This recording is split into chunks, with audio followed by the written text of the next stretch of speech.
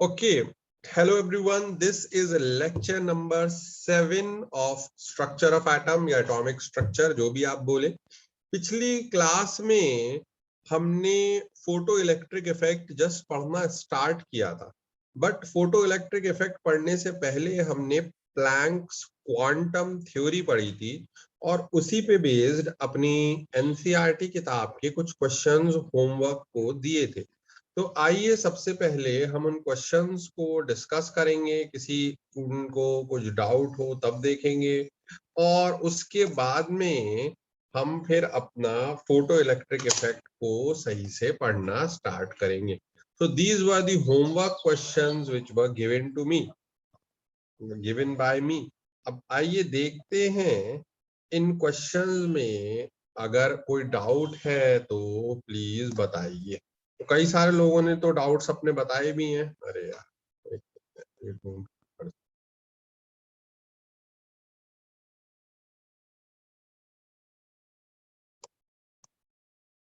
हाँ भाई, तो ये क्वेश्चंस आपको दिख रहे हैं, तो इनमें जो डाउट्स हो बताइए प्लीज। जिन क्वेश्चन में जो डाउट्स हो बताइए भाई, डाउट्स बताइए। 2.10 2.10 चलिए चलिए, बहुत अच्छा क्वेश्चन पूछा है इन्होंने। 2.1 2.49 2.49 चलिए भाई, ये भी बड़ा अच्छा क्वेश्चन पूछा है। और बताइए 2.44 2.44 चलिए भाई, ये भी अच्छा क्वेश्चन पूछा है। और बताइए 2.47 और 46 2.47 और 46 बिल्कुल खुल के बताएं। ये भी आपके जो है वो क्या कहते हैं 2.47 46 पूछ लिया है। ठीक, और बताइए, और कोई सवाल, और कोई क्वेश्चन? No sir. हाँ भाई नेहा, हो गए क्वेश्चंस आपसे? यस सर, कुछ रह गए थे। अच्छा, कौन कौन से रह गए थे मैम बताइए। सर एक तो 2.10 ठीक और सर 2.46 ठीक और सर एक 2.45। 2.45 चलिए चलिए ठीक है, तो 2.45 भी हमने ले लिया, 2.45 भी ले लिया। जेबा होमवर्क कहाँ है? जेबा होमवर्क कहाँ है? होमवर्क। हाँ भाई जेबा, आवाज आ रही है? हाँ यस सर, आ रही है। होमवर्क कहाँ है? यस सर, किया था पर फिर सेंड नहीं किया आपको। क्यों नहीं किया सेंड भाई, क्यों नहीं किया? सर क्योंकि होमवर्क तो कर लिया था, फिर जब याद आया कि सेंड भी करना था तब तक तो दिन निकल गया था। अच्छा अच्छा अच्छा, नहीं तो भेजिए भाई, भेजिए। अभी कर लिया है होमवर्क? सर भेज रहे हैं। भेजिए भेजिए, जब भी याद आया तब भेजना था। चलिए भाई, प्रॉब्लम्स अच्छी भी है, मीडियम लेवल की भी है, डिफिकल्ट भी है। तो डिस्कशन करते हैं। तो सबसे पहले हम 2.10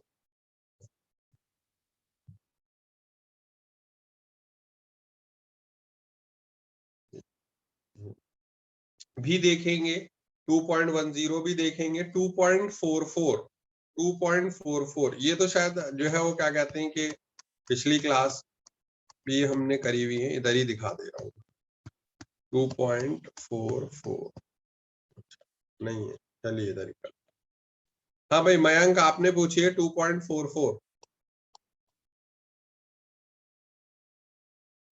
पढ़िए क्वेश्चन, पढ़िए Mayank. An ion with mass number 56 contain 3 unit An ion with mass number 56 contains 30.4% more neutrons than electrons. Assign the symbol to this ion. ठीक, तो सिंबल असाइन करने का मतलब क्या है कि पहले सब आयन वगैरह पहचानी है तब करिए। तो ठीक है सर, आयन है। आयन का मतलब कि वो पॉजिटिवली चार्ज या नेगेटिवली चार्ज स्पीशीज है। ठीक, अब खुद बोल दिया है उन्होंने कि 3 यूनिट का उस पर पॉजिटिव चार्ज आया हुआ है। तो पॉजिटिव चार्ज आया नहीं, 3 इलेक्ट्रॉन की कमी होगी उसके अंदर। तो डाटा क्या दे रखा है? पहले तो मास नंबर दे रखा है कि नहीं? बताइए मयंक। जी सर। हाँ, अब मास नंबर दे रहा है कि मैं उधर ले रहा हूँ सवाल को ताकि और अच्छे से बड़े से उसमें समझा दूंगा।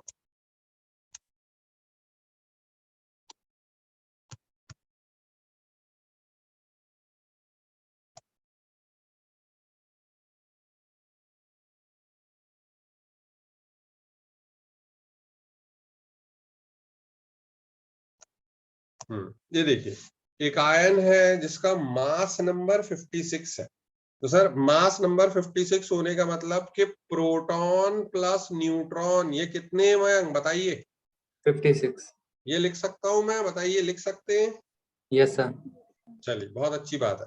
फिर सर उन्होंने ये बोला है कि क्योंकि आयन है तो पॉजिटिवली चार्ज आयन है सर, 3 यूनिट का पॉजिटिव चार्ज है, यानी कि उसमें 3 प्रोटॉन एक्स्ट्रा है। प्रोटॉन एक्स्ट्रा इसलिए कि इलेक्ट्रॉन कम कर देंगे, क्योंकि सर प्रोटॉन हम एक्चुअल में तो बढ़ा नहीं सकते हैं। ऐसे देखे कोई न्यूट्रल एटम में इलेक्ट्रॉन प्रोटॉन बराबर होते हैं और पॉजिटिवली चार्ज में इलेक्ट्रॉन निकाल दिया करते हैं। ये बात समझ में आ रही है या नहीं? Yes sir. भाई एल्युमिनियम की अगर मैं बात करता हूं तो एल्युमिनियम में 13 प्रोटॉन होते हैं और बाहर 13 इलेक्ट्रॉन होते हैं। बट जब मैंने 3 इलेक्ट्रॉन निकाल दिए तो प्रोटॉन तो अभी भी 13 है और एल्युमिनियम पे चार्ज कैसा नजर आने लगता है? +3। +3। तो ये +3 नजर आने का कारण ये रहता है कि उसके पास क्या होते हैं? 3 लेस इलेक्ट्रॉन्स। हाँ, ये बात समझ में आ रही है सर? ये Yes, बात sir. समझ में आ रही है? बताइए, समझ में आ रही है? Yes sir. चलिए बहुत अच्छी बात है। अब अगर ऐसा है सर, तो जो है वो क्या कहते हैं कि मास नंबर 56 है, 3 यूनिट का पॉजिटिव चार्ज है। तो अब इसको सर ऐसे समझिए कि मैं मान लेता हूं कि लेट नंबर ऑफ इलेक्ट्रॉन्स अगर x होंगे तो नंबर ऑफ प्रोटॉन्स फिर कितने होंगे? x +3। Very good, very good, very good, very good, very good, शाबाश। x+3 number of protons x+3 होंगे। फिर एक और बात कही गई है, मैं इसको रेड से अंडरलाइन कर रहा हूं, पढ़िए क्या लिखा हुआ है। 30.4% मोर न्यूट्रॉन्स हैं इलेक्ट्रॉन से। हाँ, मोर न्यूट्रॉन देन इलेक्ट्रॉन। वैसे कोई इलेक्ट्रॉन और न्यूट्रॉन का लेना देना नहीं होता, मगर ऐसे लिख के दे दिया है कि भाई साहब अगर इलेक्ट्रॉन x है तो सर जी फिर न्यूट्रॉन कितने होंगे? Sir 30.4/100 × x। नहीं नहीं नहीं नहीं नहीं नहीं नहीं सर सर सर ये बताइए इधर, ये यही तो गड़बड़ कर दी सर। मेरे पास में सर 100 रुपए, ठीक, इट्स मी, मेरे पास 100 रुपीज है। और अगर मैं अब आपकी बात कर रहा हूं और आपसे मैं बोल रहा हूं कि आपके you have 30% more money, more rupees than me, तो आपके पास क्या 30 रुपए होंगे? बताइए। नो सर, तो कितने 130। होंगे मयंक, बताइए कितने होंगे? सर 130।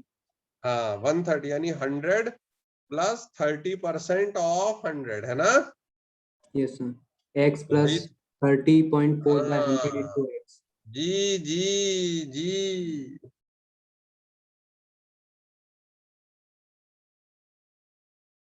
जी ये कितने होंगे?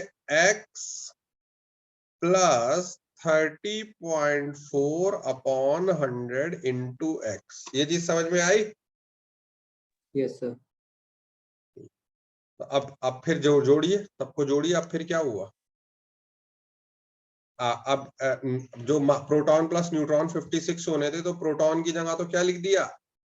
x+3, और न्यूट्रॉन की जगह क्या लिख दिया? x plus 30.4/100 into x। और ये किसके बराबर हो गया बताइए?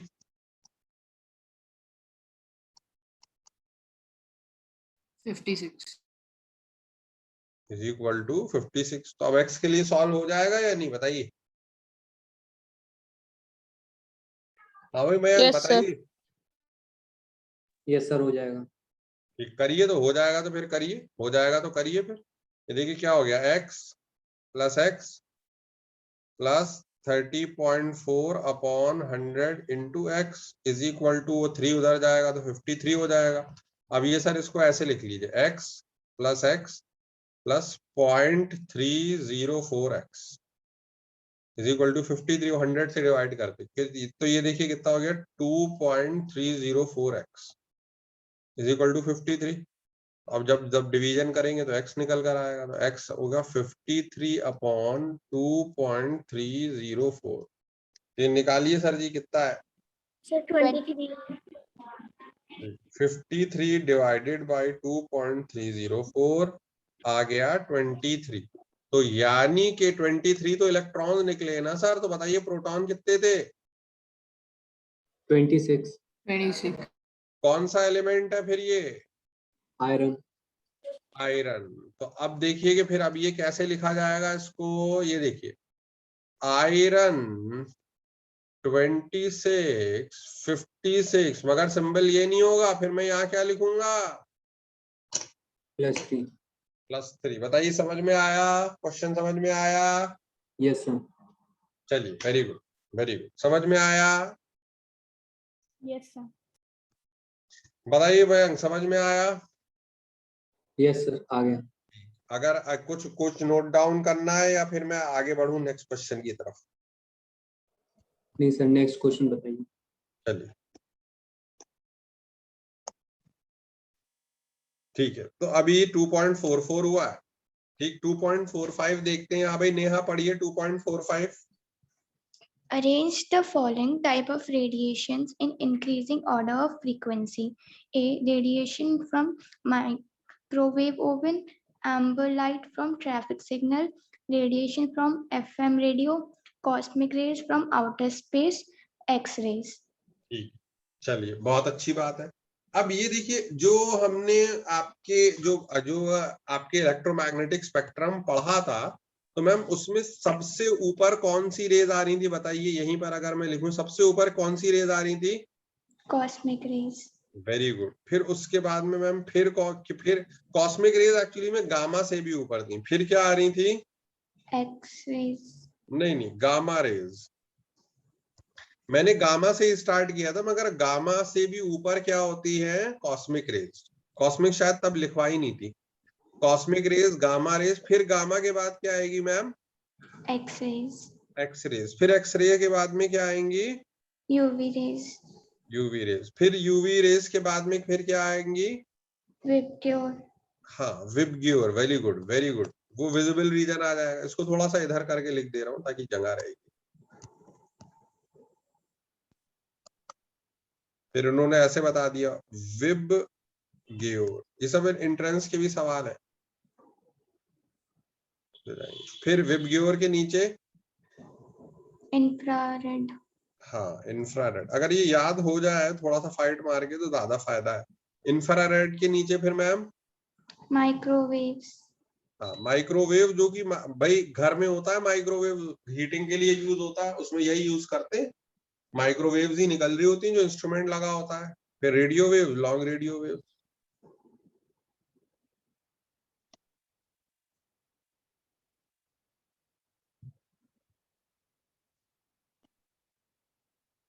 रेडियो वेव्स और फिर लॉन्ग रेडियो वेव्स। तो अब मैम ये तो हमने पूरा इलेक्ट्रोमैग्नेटिक स्पेक्ट्रम लिख दिया। अब इन्होंने कहा increasing order of frequency. Increasing का मतलब क्या होता है? छोटे से बड़ा। तो हमको मालूम है कि जब तो हम ऊपर से नीचे आते हैं तो हमारी फ्रीक्वेंसी क्या होती है? ये जो फ्रीक्वेंसी है ये क्या करती है? Decrease. डिक्रीज। यानी ये जो लॉन्ग रेडियो वेव्स होंगी ना, इनकी फ्रीक्वेंसी सबसे कम होगी। बात समझ में आई? Yes, sir. और सबसे ज्यादा फ्रीक्वेंसी किसकी होगी? Cosmic rays. Cosmic rays. तो अब आप छोटे से बड़े में अरेंज नहीं कर सकती, बताइए। Yes, sir. एम्बर लाइट का मतलब वो जो येलो टाइप की लाइट होती है उसको बोलते हैं एम्बर लाइट। तो अब आप बताइए सबसे छोटी फ्रीक्वेंसी किसकी होगी मैम? बताइए। Sir, radio waves. हाँ रेडिएशन फ्रॉम एफएम रेडियो, वही रेडियो वेव्स। तो सी वाला हो गया रेडियो वेव्स। फिर उससे बड़ी किसकी होगी? Sir, A. हाँ माइक्रोवेव्स। फिर उससे बड़ी किसकी होगी? Sir, B. हाँ विजिबल रीजन में आएगा ना, amber light from traffic signal visible region में आएगा, बी। फिर उससे बड़ी किसकी होगी? E. X-rays. हाँ एक्स रेज। और फिर सबसे बड़ी किसकी होगी? Cosmic rays, D. Cosmic rays. तो बताइए समझ में आया? Yes, sir. चलिए चलिए चलिए ठीक। 2.46 2.46 क्या है भाई? 2.46 2.46 क्या है? 2.46 क्या है?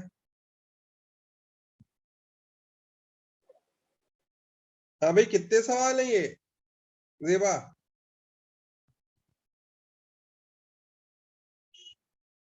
जेबा कितने क्वेश्चन किए हैं ये? सर अभी भेज भेज रहे हैं। अच्छा, भेज रहे हैं, चलिए ठीक है ठीक है। चलिए अगला क्वेश्चन पढ़िए, फिर भेज दीजिएगा। 2.46 पढ़िए, पढ़िए 2.46। Okay, sir. Nitrogen laser produce a radiation at a wavelength of 337.1 nanometer if the so ये वॉइस का एक मिनट अभी बुक देखते हाँ, आप देखिए देखिए देखिए, यहाँ दिख रहा होगा, दिख रहा होगा, देखिए आराम से, आपकी आवाज आ रही है बिल्कुल क्लियरली। सर एक मिनट सर बताइए। जूम आउट कर दिए। Yes sir. If the number of proton emitted is 5.6 into 10 raised to the power 24, calculate the power of this laser. हाँ, कैसे करेंगे, कैसे निकालेंगे, कैसे करेंगे बताइए। सर हमें वेवलेंथ गिवन है और फोटॉन्स गिवन है, तो हमें फॉर्मूला पता है। तो सर फॉर्मूला हमें पता है लैम्डा, सॉरी क्या था वो,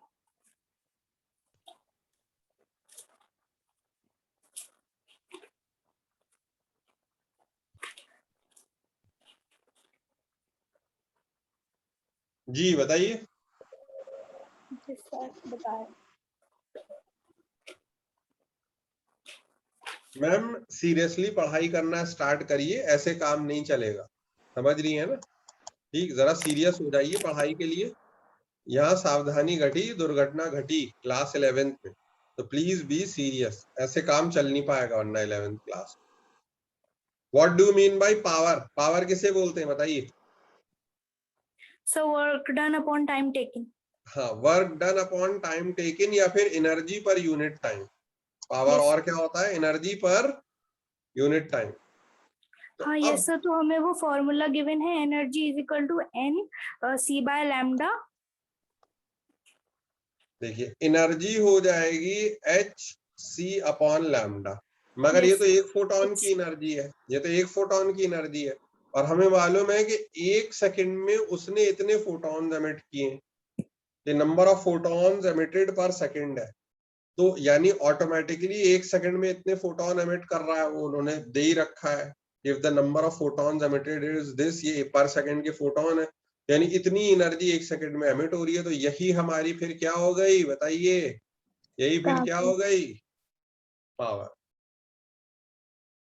बताइए, समझ में आया? Yes sir.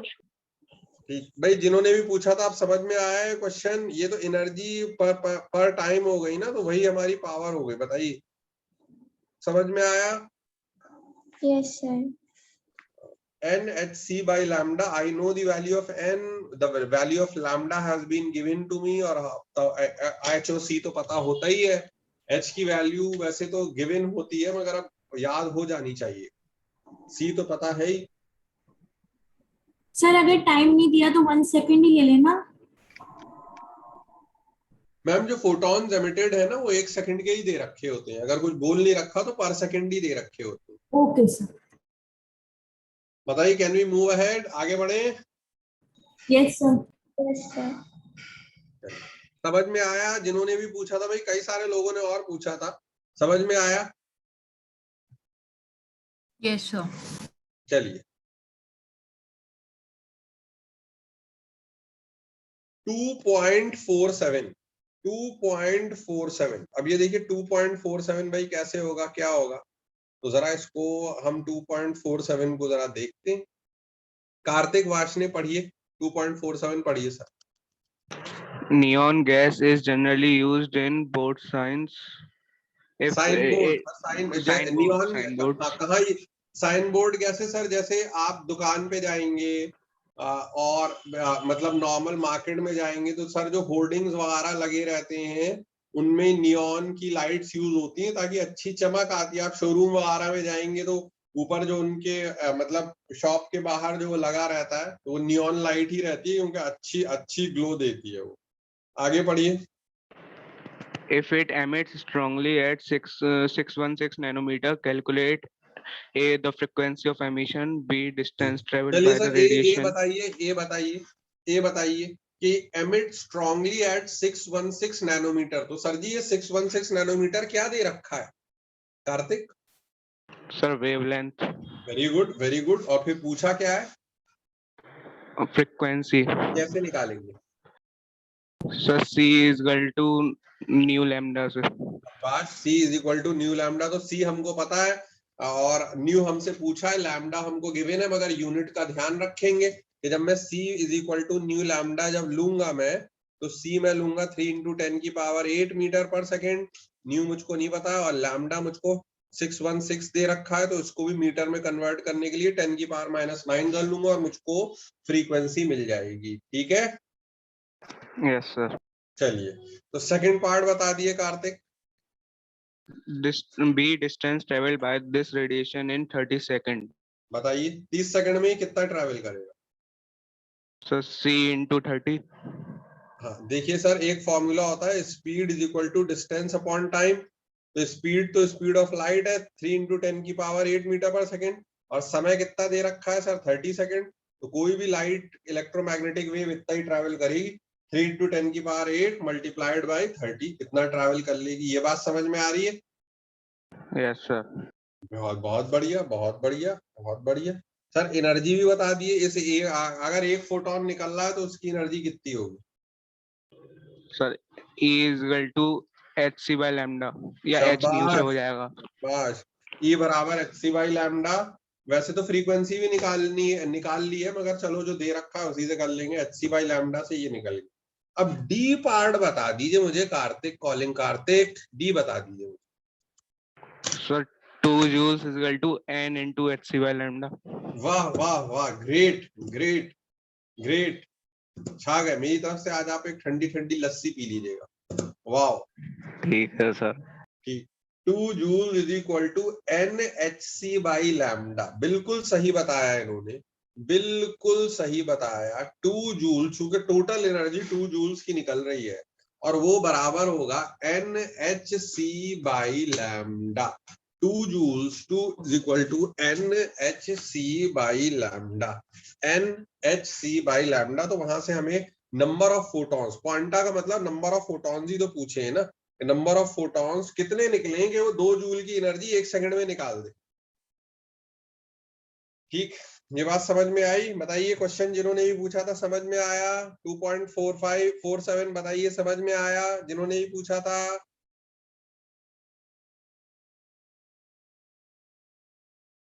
बताइए प्लीज भाई। जब बताएंगे लोग तभी हम मानेंगे कि हाँ समझ में आया और फिर आगे बढ़ेंगे। अगर नहीं आया तो फिर मैं और एलैबोरेट करके बताऊं। Please tell. प्रत्यक्ष गुप्ता बताइए समझ में आया? आवाज आ रही है आप लोगों को मेरी? Can you hear me? Yes, sir. Yes, sir. ठीक, सब लोगों को आया समझ में? बताइए प्लीज। Yes, sir. चलिए फिर 2.49 भी पूछा है। बड़ा अच्छा क्वेश्चन है 2.49। आइए 2.49 को जरा हम देखते हैं। अन्वेषा गुप्ता पढ़िए। Times of the molecules. Sorry जी मैम पढ़िए। Lifetimes of the molecules in the excited states are often measured by using pulsed radiation, source of duration nearly in the nanosecond range. If the radiation source has the duration of 2 NS का मतलब है ma'am nano second. yes, N जो है वो subscript use होता है nano के लिए। तो 2NS का मतलब है 2 नैनो सेकेंड। 2 nano second. ठीक, of 2 nanosecond, and the number of photons emitted during the pulse source is 2.5 into 10⁻15. Calculate the energy of the source. ठीक। Very good, thank you. अब देखिए ये बड़ा लंबा चौड़ा उन्होंने क्वेश्चन बना के दे रखा है, मगर होना इस सवाल के अंदर यही है, होना इस क्वेश्चन के अंदर यही है, ठीक, होना इस सवाल के अंदर यही है कि जो उन्होंने मैम ये 2 नैनो सेकेंड है ना, ये जहां से जो जो इलेक्ट्रोमैग्नेटिक रेडिएशन का जो सोर्स है, ये पता है उसका उन्होंने क्या दे दिया है, टाइम पीरियड। यानी जहां से इट निकल रही है, ये उसका क्या दे दिया है, टाइम पीरियड। अब अगर इससे हम टाइम फ्रीक्वेंसी निकालेंगे। दे दिया तो 1 टाइम पीरियड क्या होता है बताइए, frequency. फ्रीक्वेंसी। तो यानी वो जो जो हमारी इलेक्ट्रोमैग्नेटिक वेव या लाइट वेव है, 1 टाइम पीरियड यानी 1/2 नैनो सेकेंड करके हमने फ्रीक्वेंसी निकाल ली। तो ये क्या निकल के आ गई हमारी फ्रीक्वेंसी, 5 × 10⁸ पर सेकेंड या 5 × 10⁸ हर्ट्ज। ये फ्रीक्वेंसी निकल कर आ गई, ये फ्रीक्वेंसी निकल कर आ गई, ये हमारी फ्रीक्वेंसी निकल कर आ गई 5 × 10⁸। बहुत अच्छी बात है। अब फ्रीक्वेंसी निकल कर आ गई तो E बराबर NH nu, where N is the number of photon जो कि 1 सेकंड में निकल लें। तो उन्होंने luckily for us number of photon भी हमारे लिए दे दिए, 2.5 × 10⁻15 नंबर ऑफ फोटॉन भी हमारे लिए दे दिए कि भाई कितने फोटॉन निकल लें, 2.5 × 10⁻15 ये फोटॉन दे दिए। H की वैल्यू हमको पता है ही, 6.626 × 10⁻34। फ्रीक्वेंसी बड़ी मेहनत से करके हमने निकाली अभी, 5 × 10⁸। तो जब ये सब हम मल्टीप्लाई कर लेंगे तो हमको एनर्जी सब मल्टीप्लीकेशन के बाद में निकल कर आ जाएगी। इतनी एनर्जी हमारी निकल रही है, 8.25 × 10⁻10 जूल। बताइए भाई, समझ में आया ये वाला क्वेश्चन, समझ में आया? Yes, Yes, sir. sir. ठीक, तो ये टाइम पीरियड दे रखा था इतनी लंबी चौड़ी लैंग्वेज यूज करके, 2 नैनो सेकंड, तो वहां से फ्रीक्वेंसी निकल कर आ जाएगी। अगर किसी को नोट डाउन करना है भाई तो कर ले नोट डाउन, ठीक, फिर नोट डाउन कर लेगा, समझ में आ जाएगा तो आप बताइएगा, फिर मैं आगे बढ़ चलूंगा।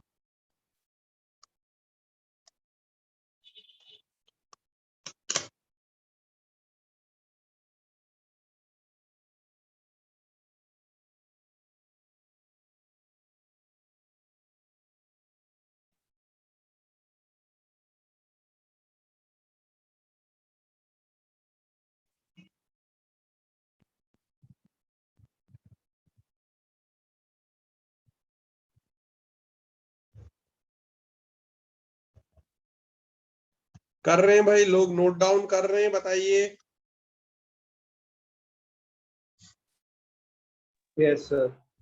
तो चलिए,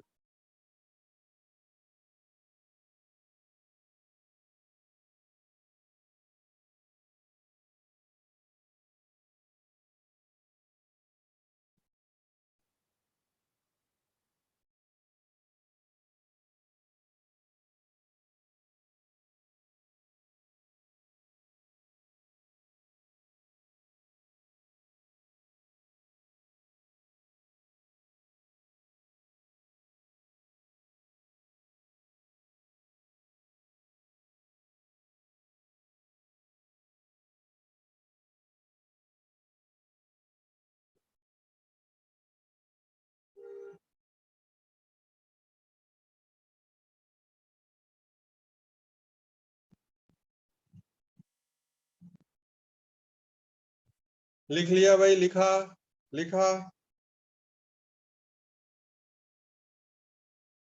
चलिए, अभय ने एक क्वेश्चन भेजा है, ये भी ले लेंगे सर, डोंट वरी, ठीक है। लिखा भाई, नोट डाउन किया? Okay sir. नोट डाउन कर लिया? बताइए, आगे बढ़े। जब अगर सब लोग बोल देंगे हाँ भाई लिख लिया, तो मैं आगे बढ़ जाऊंगा। Yes sir. ठीक, मयंक ने बोल दिया है। भूमिका लिख रही हैं आप? भूमिका लिख रही हैं? सही हो गया था। वेरी गुड, वेरी गुड, शाबाश, हो गया था। भौमिक आप बताइए।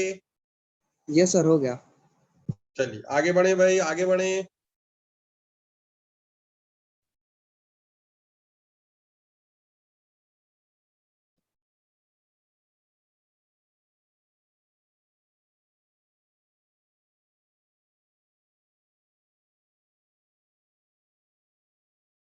ठीक, अब भाई 2.10 रह जा रहा है। 2.10 2.10 क्या है, जरा इसको उधर ले लेते हैं, अच्छे से कर लेंगे।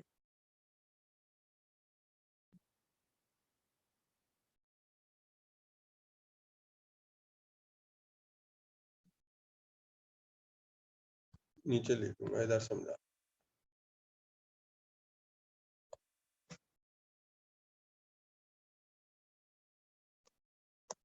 चलिए भाई 2.10 क्या है, जरा इसको देखें। हाँ भाई दीपाली, क्वेश्चन पढ़िए Deepali. Electromagnetic radiation of wavelength 242 nanometer is just sufficient to ionize the sodium atom. Calculate the ionization energy of sodium in kilojoule per mole. जी जी जी, तो अब इस वर्ड का मैम पहले मतलब बताइए। आयोनाइज दी सोडियम एटम, इस वर्ड का मतलब बताइए मैम।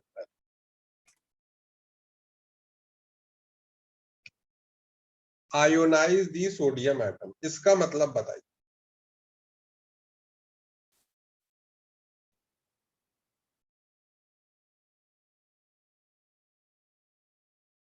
कुणाल आप बताइए, आयोनाइज दी सोडियम एटम का क्या मतलब है?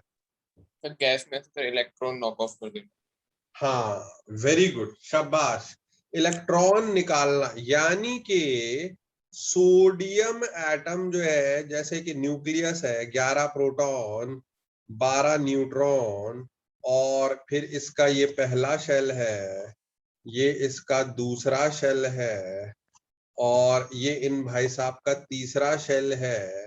तीसरे शेल में जो इलेक्ट्रॉन वो रह रहा होगा, उसको निकालने के लिए, यानी कि अगर मैं उसको ये लिखूं तो ये होगा कि सोडियम से सोडियम प्लस बनाने के लिए इलेक्ट्रॉन जो निकाला, तो फ्री में तो निकलेगा नहीं भाई, फ्री में तो ये इलेक्ट्रॉन निकल नहीं पाएगा, क्योंकि न्यूक्लियस इसको खींच रहा होगा अपनी तरफ। तो उसके लिए जो एनर्जी चाहिए, वो एनर्जी फोटोन से मिल रही है, जो कि अभी हम पढ़ेंगे फोटो इलेक्ट्रिक इफेक्ट में ही, कि वो एनर्जी फोटोन से मिल रही है। तो उस फोटोन की कितनी एनर्जी होनी चाहिए दीपाली?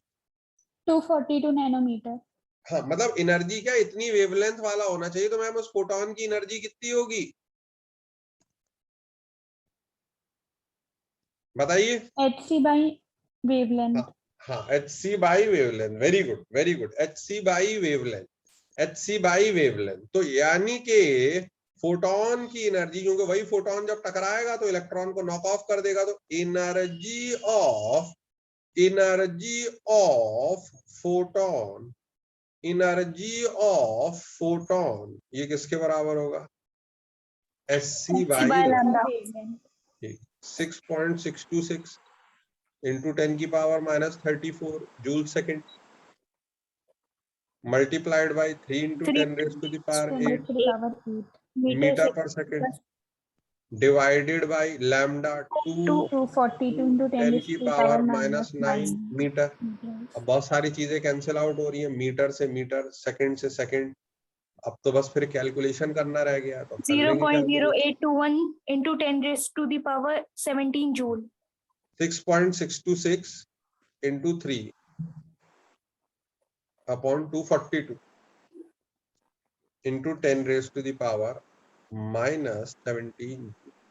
अब ये तो मैम ये आ गई एनर्जी ऑफ वन फोटोन, ये टकराएगा और एक इलेक्ट्रॉन निकाल के ये चला जाएगा। ठीक, बहुत अच्छी बात है। अब सपोज करिए कि अगर मुझे लड्डू बहुत पसंद है, ठीक, लड्डू बहुत पसंद है, तो अगर हम लड्डू लेने जाएं, मगर ज्यादा अमाउंट में लड्डू लेकर आने हैं, मुझको ज्यादा अमाउंट में लड्डू लेकर आने, तो अगर एक लड्डू, विकास वाले का बहुत अच्छा होता है, बनारसी वाला, ठीक, मजा आ जाता है खा के, कम से कम 4-5 एक बार में खाने पड़ते हैं, तब कुछ जाके अच्छा लगता है। तो अगर एक लड्डू सपोज करिए कि 20 रुपीस का है, तो उन्होंने मुझसे अगर 1 डजन लड्डू की कॉस्ट पूछ ली, 1 डजन लड्डू, एक दर्जन लड्डू कितने के होंगे? हाँ भाई अनुष्का शर्मा बताइए। 240. 240। तो कैसे निकाला मैम आपने? 12 into 20. 12 into 20। Very good, very good, very good. Ma'am 12 से क्यों मल्टीप्लाई किया? एक डजन में 12 होते हैं। शाबाश शाबाश, एक डजन में 12 होते हैं। तो मैम जैसे कि एक डजन में 12 होते हैं, तो अब आप ये पढ़िए अनुष्का, क्या लिखा हुआ है? Ionization energy of sodium is in kilojoules kilo joule, उसके बाद क्या लिखा हुआ है? per mole. हाँ, पर मोल, किलो जूल पर मोल। तो इसका मतलब ये है कि इन्होंने जो आपसे कॉस्ट पूछी है ना मैम, वो कॉस्ट जो इन्होंने पूछी है वो कोई एक सोडियम एटम से इलेक्ट्रॉन निकालने की नहीं पूछी, बल्कि एक मोल सोडियम एटम से इलेक्ट्रॉन निकालने के लिए कितनी एनर्जी लगेगी वो पूछी है। जैसे कि मैंने आपसे एक लड्डू की कीमत तो बताई, मगर जो मैंने आपसे कॉस्ट पूछी वो एक डजन की पूछी। तो एक डजन की कॉस्ट निकालने के लिए आपने फौरन किससे मल्टीप्लाई कर दिया? 12 से। और आपने कहा अरे यार 1 डजन में 12 होते हैं, इतना भी नहीं मालूम क्या? ठीक, तो ऐसा ही हम यहाँ पर बोल रहे हैं कि कॉस्ट इन्होंने ये तो एक फोटोन की एनर्जी है और उससे एक ही सोडियम एटम आयनाइज होगा, मगर इन्होंने कहा कि अगर मुझे 1 मोल सोडियम एटम आयनाइज करने होंगे तो उसके लिए आपको ऐसे 1 मोल फोटोन चाहिए होंगे और उतनी एनर्जी चाहिए होगी। तो मैम फिर वो एनर्जी किसके बराबर होगी बताइए? टोटल खर्चा कितना आएगा? अगर एक डजन लड्डू खरीदने में इतना खर्चा आया था, तो 1 मोल खरीदने में कितना आएगा? Avogadro number divided by 1000. हाँ, डिवाइडेड बाय 1000 क्यों किया भाई? क्योंकि वो किलो जूल्स कह रहा था। शाबाश शाबाश, ये तो जूल में उसने कहा कि किलो जूल में निकालो, तो जूल को किलो जूल में करने के लिए 1000 कर दिया, तो ये किलो जूल और ये कीमत आ गई 1 मोल। तो कुछ समझ में आया या नहीं? Yes, sir. बताइए बताइए, भौमिक समझ में आया या नहीं? यस सर, आ गया। ये तो सर एक मॉलिक्यूल की एनर्जी थी, एक मॉलिक्यूल को आयनाइज करने के लिए। ये मल्टीप्लाई किया क्योंकि 1 मोल के लिए करना था, और 1000 से इसलिए डिवाइड किया कि जूल को किसमें कन्वर्ट करना था सर जी? बताइए किस? किलो जूल में। तो अब जब सर ये मैं कैलकुलेट करूंगा, जब ये मैं कैलकुलेट करूंगा तो 6.626 इंटू 3 अपॉन 242 इंटू 6.022 इंटू 10 की पावर 3, यही रह जाएगा क्योंकि उधर 20 होगा, उधर -17, 10 की पावर 3 किलो जूल पर मोल। तो अब ये वाला sir calculation 494 kilo joules per. ठीक, अब ये कैलकुलेशन आपको करनी रहेगी। तो ये बता रहे हैं 494 कीजे पर मोल. कीजे नहीं केजे। यस सर, वो केजे. जी, इसको आप क्या पढ़ती हैं? ये की है सर, वो ऐसे मुंह से निकल गया। अच्छा अच्छा, चलिए कोई बात नहीं।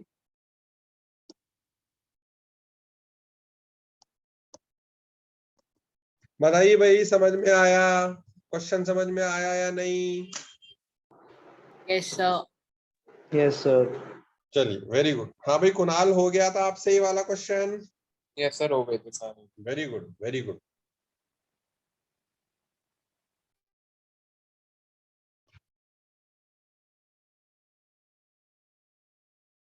नोट डाउन कोई अगर कर रहा है तो कर लीजिए। अनुष्का समझ में आया आपको?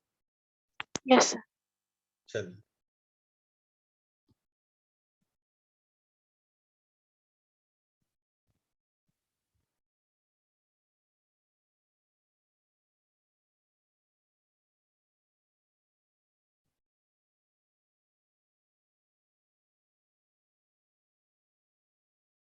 सर। जी जी, बताइए बताइए। सर वो आपकी माइक्रोसॉफ्ट आईडी है?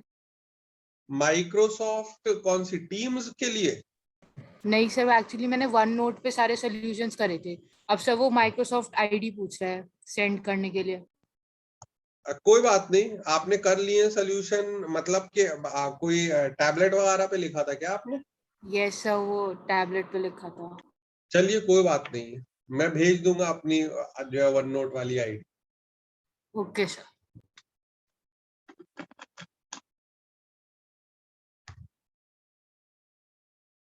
बताइए भाई, लिख लिया, आगे बढ़े।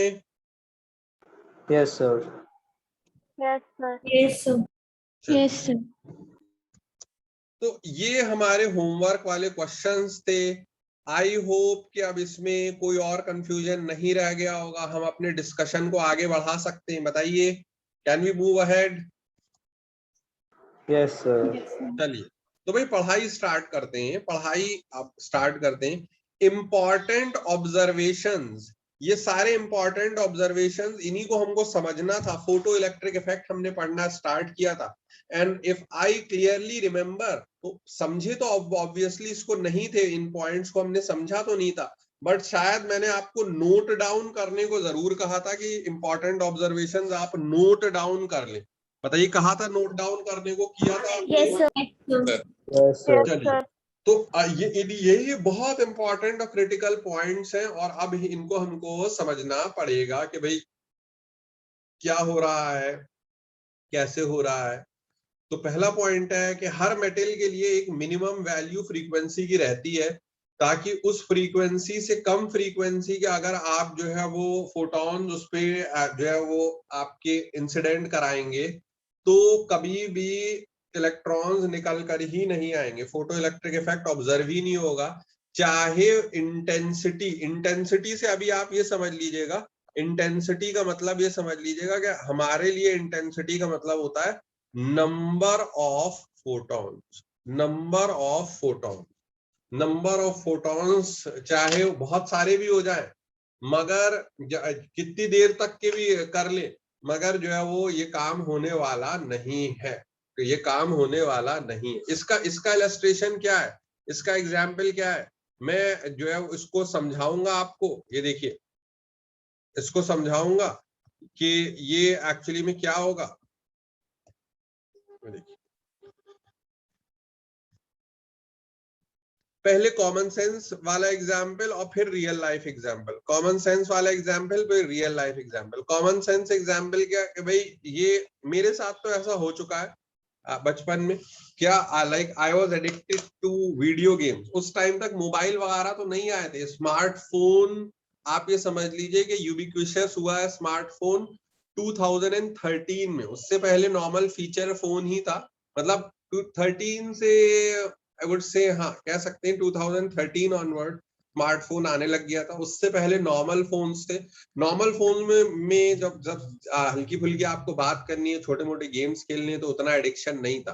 तो बट जब अभी हम लोग स्कूल वगैरह में आए थे, तो कंप्यूटर गेम्स तो काफी ज्यादा आ ही गए थे।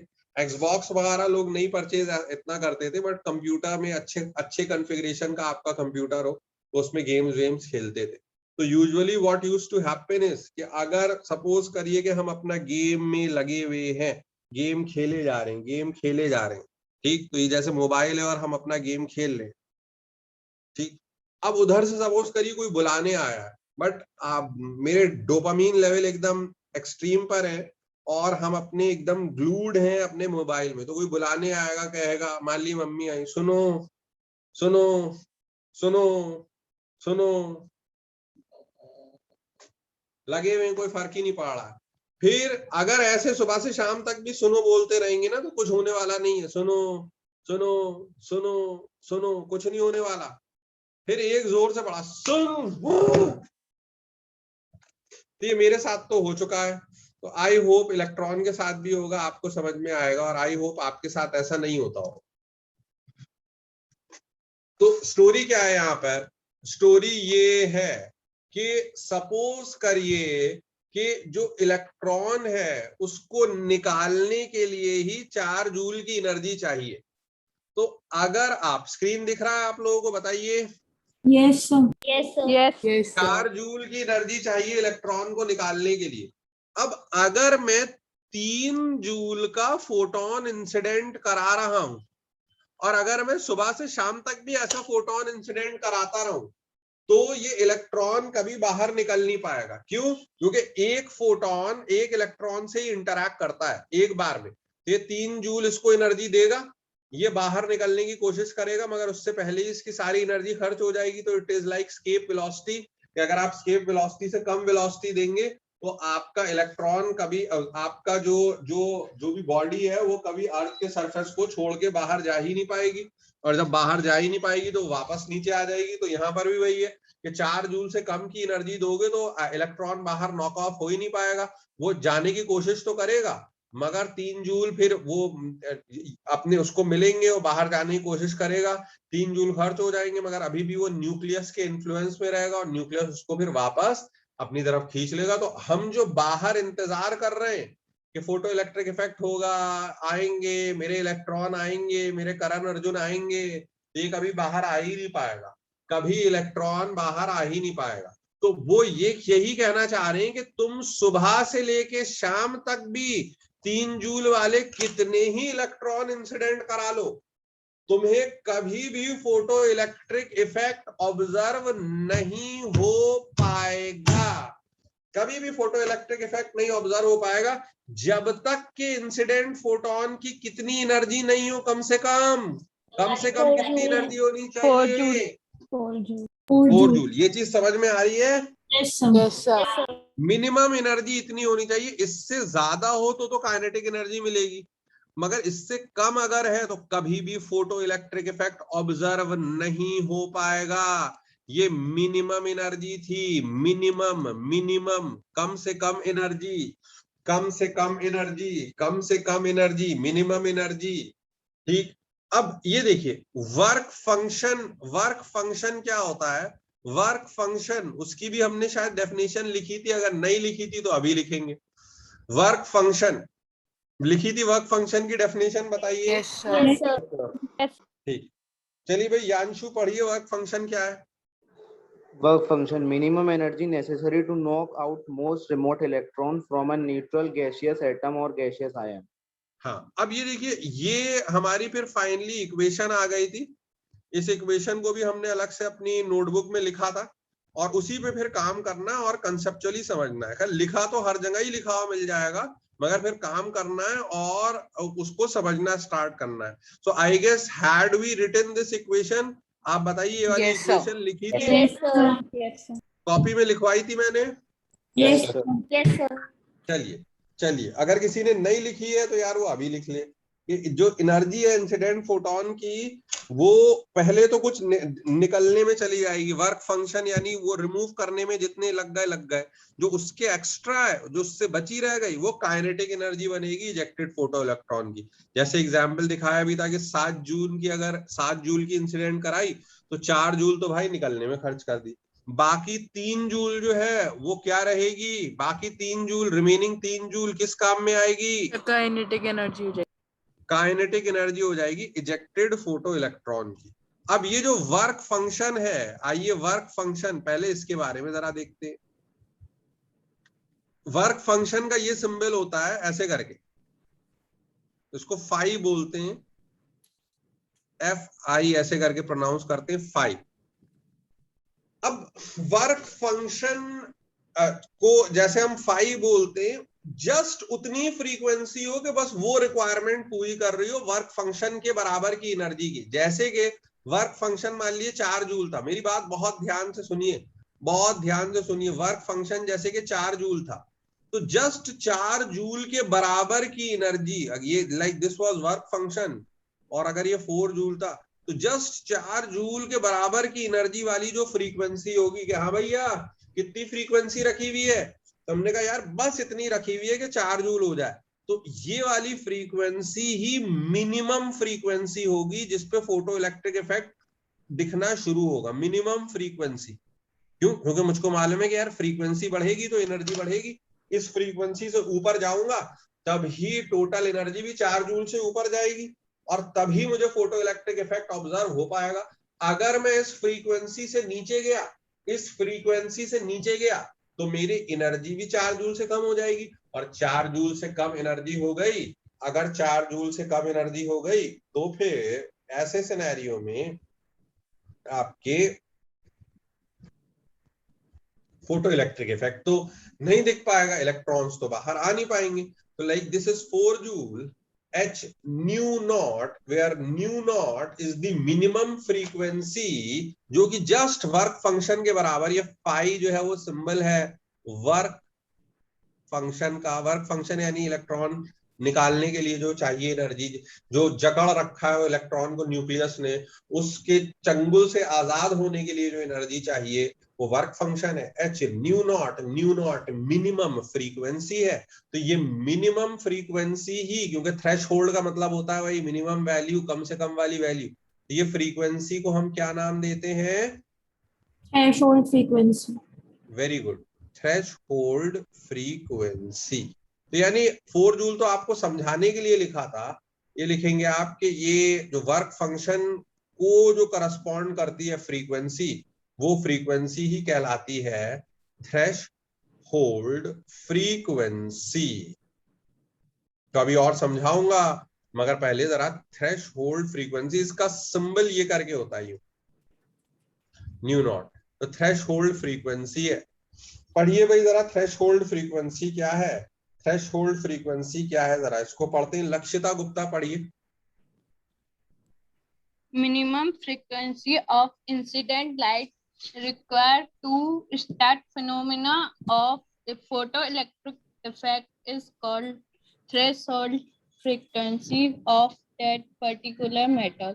हाँ, क्योंकि हर मेटल का वर्क फंक्शन अलग अलग है, इसीलिए हर मेटल की थ्रेशहोल्ड फ्रीक्वेंसी भी अलग अलग है। कुछ बात समझ में आई? क्योंकि हर मेटल का वर्क फंक्शन अलग अलग है, इसीलिए हर मेटल की थ्रेशहोल्ड फ्रीक्वेंसी भी अलग अलग है। फटाफट नोट डाउन करिए, फटाफट नोट डाउन करेंगे।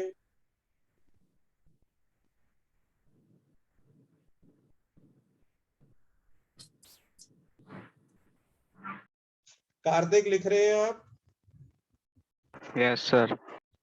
चलिए बहुत अच्छे।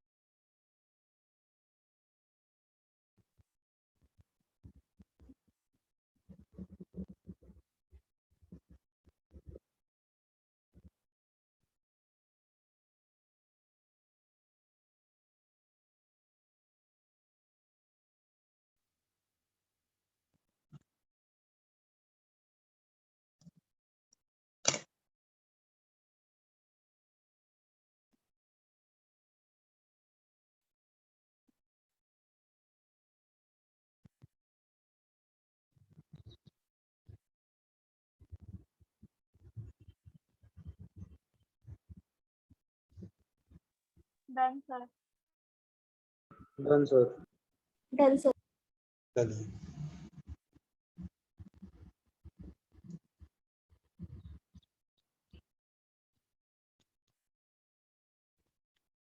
minimum frequency of incident light required to start phenomena of photoelectric effect is called threshold frequency of that particular metal. उस मेटल के लिए। हाँ भाई हर्ष, आवाज आ रही है? हर्ष आवाज आ रही है?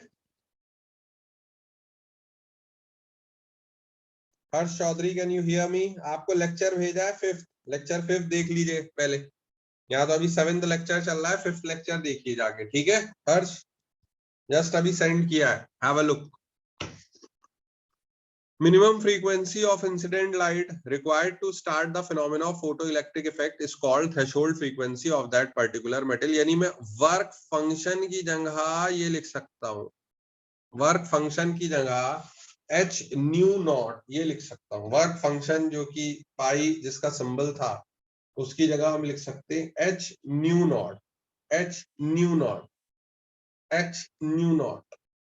ये इक्वेशन इस फॉर्म में लिख ली है तो बताइए, ठीक? अच्छा, इसको h न्यू नॉट है, इसको अभी मैं बाद में समझाऊंगा, इसको हम ऐसे भी लिख सकते हैं, HC बाई लैम्डा नॉट। तो ये लैम्डा नॉट क्या कहलाएगी? लैम्डा नॉट क्या कहलाएगी? Threshold wavelength. Threshold wavelength. Rayan, threshold wavelength की क्या डेफिनेशन होगी? Sir, the minimum wavelength ना of incident. ना ना मिनिमम नहीं, Sorry, sir, maximum wavelength. Maximum. Sorry, sir. Maximum, minimum नहीं, मैक्सिमम। मिनिमम नहीं, मैक्सिमम। Yes, sir. मिनिमम नहीं, मैक्सिमम। मैक्सिमम, मिनिमम नहीं सर जी, मैक्सिमम। Maximum, maximum. ये भी लिख लीजिए, थ्रेशोल्ड वेवलेंथ भी लिख लीजिए। लगे हाथों, बहुत अच्छे लेवल का चैप्टर पढ़ा रहे हैं, ठीक। ये भी लिख लीजिए।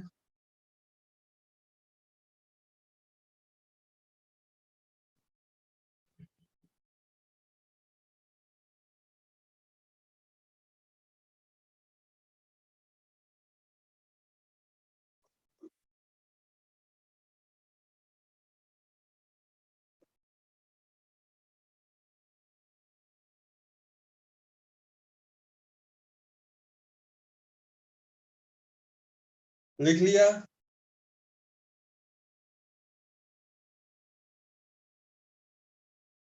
थ्रेशोल्ड वेवलेंथ लिखा? सर हाँ हाँ, बताइए बताइए बताइए। सर मतलब किसी भी मेटल से किसी इलेक्ट्रॉन को एमिट करने के लिए एक मिनिमम फ्रीक्वेंसी की जरूरत होती है लाइट की, बट कितने इलेक्ट्रॉन्स पर सेकंड एमिट हो रहे हैं ये फ्रीक्वेंसी पे डिपेंड नहीं करता पर इंटेंसिटी पे डिपेंड करता है, ऐसा क्यों? अभी मैम, अभी इंटेंसिटी के बारे में तो बात करेंगे। बहुत अच्छा क्वेश्चन पूछा है, अभी बताएंगे इस चीज को, बिल्कुल बताएंगे। Very good question. अभी तो मैम जरा इक्वेशन जो लिखी है उसी को हम जरा समझ लें कि उसके दाव पेच क्या है। इंटेंसिटी पे तो अभी आना ही आना है मैम, बिल्कुल आना है। बहुत अच्छा क्वेश्चन पूछा है आपने, but at least wait for 10 minutes, ठीक है। आज की क्लास में हो जाएगा ये डिस्कशन, और आप ही से करेंगे, डोंट वरी। ये लिख लिया भाई, थ्रेशोल्ड वेवलेंथ लिख लिया रैयान? Yes, sir. यार मैक्सिमम क्यों कहा यार? Maximum wavelength, maximum wavelength of incident light, incident light जहां पे फोटो इलेक्ट्रिक इफेक्ट दिखेगा, उसके बाद नहीं दिखेगा। क्यों क्यों क्यों बताइए? Sir, frequency minimum है तो max wavelength maximum होगी. हाँ, अगर अगर आप इसको ब्रीच करेंगे ना, इस वेवलेंथ से आगे जाएंगे, तो इंसिडेंट फोटोन, लाइट के फोटोन की एनर्जी इतनी कम हो जाएगी कि वो इलेक्ट्रॉन निकालने में केपेबल ही नहीं होगी। Yes, sir.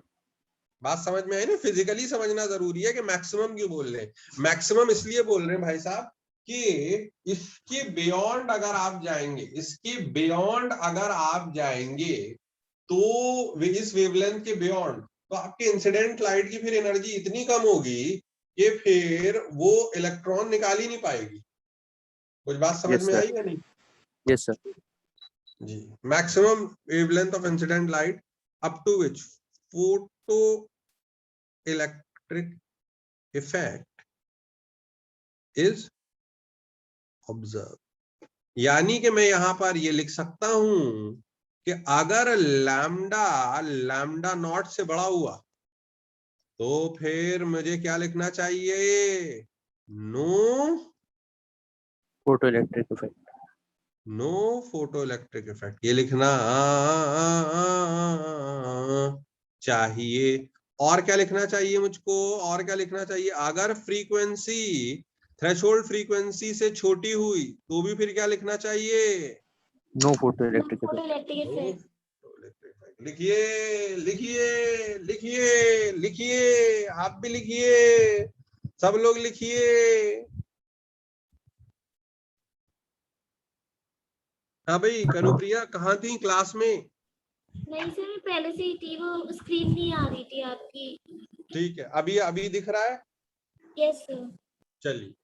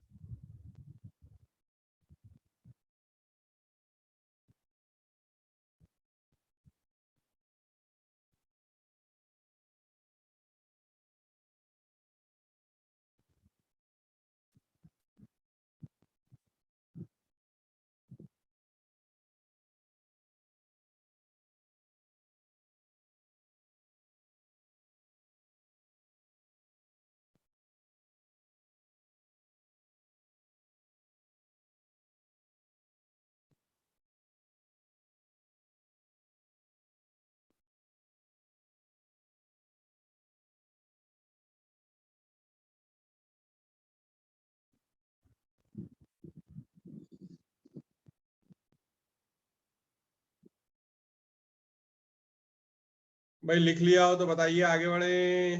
Yes sir done. Everyone, सबने लिख लिया? Yes sir. चलिए, अब जो कुछ भी हमने पढ़ा है उसको हम इक्वेशन की फॉर्म में कैसे देख सकते हैं? जो कुछ भी पढ़ा है उसको अब इक्वेशन की फॉर्म में हम ऐसे देखेंगे कि ये जो हमने पहले भी हमने लिखी थी, energy of incident light, work function, kinetic energy of ejected photo electron. यहाँ पर हम अब लिखेंगे इसी इक्वेशन को जो हमने पहले लिखा था, इसको और अब मॉडिफाई करके हम ऐसे लिखेंगे कि एनर्जी जो इंसिडेंट लाइट की है वो ये हो जाएगी h nu, work function phi, kinetic energy of ejected photo electron half m v square. भाई काइनेटिक एनर्जी तो हाफ m v स्क्वायर होता है, हमने पढ़ा वही है। तो ये v वेलोसिटी है, m मास ऑफ इलेक्ट्रॉन है। h न्यू वर्क फंक्शन की जगह h न्यू नॉट लिख दिया। काइनेटिक एनर्जी को चाहे ऐसे ही लिखा रहने दें अभी, kinetic energy of ejected photo electrons. ये हमारी फोटो इलेक्ट्रिक इफेक्ट की आइंस्टाइन सर की इक्वेशन भी हो गई। जी हाँ, काइनेटिक एनर्जी तो नेगेटिव नहीं हो सकती, या प्रैक्टिकली भी देखें कि इलेक्ट्रॉन्स बाहर तो निकले भाई पहले, तब तो काइनेटिक एनर्जी होगी। तो ये इक्वेशन तभी सक्सेसफुल है कि जो इंसिडेंट फ्रीक्वेंसी है वो किससे बड़ी होनी चाहिए? इंसिडेंट फ्रीक्वेंसी, जो frequency of incident light, threshold frequency जी frequency of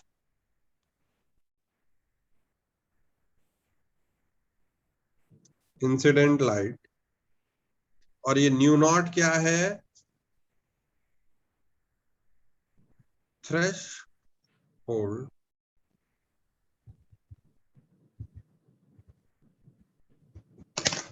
frequency.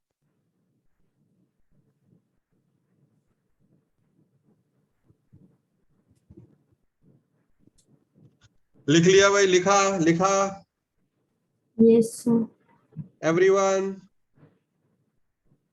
Yes sir. चलिए, सब लोगों ने लिख लिया? कुणाल लिख लिया आपने? Yes sir.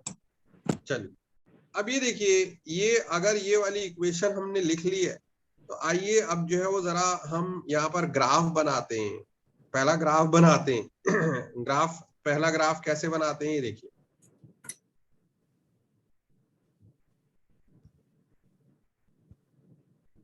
मैं इस इक्वेशन को ऐसे भी लिख सकता हूं, kinetic energy of ejected photo electrons is equal to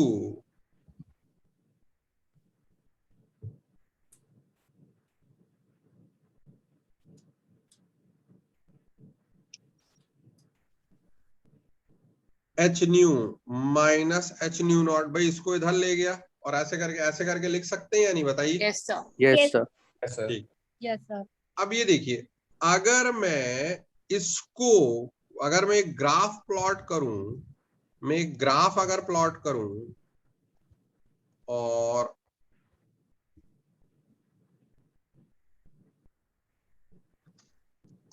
यहां पर है kinetic energy of ejected photo electron, और एक्स एक्सिस में है फ्रीक्वेंसी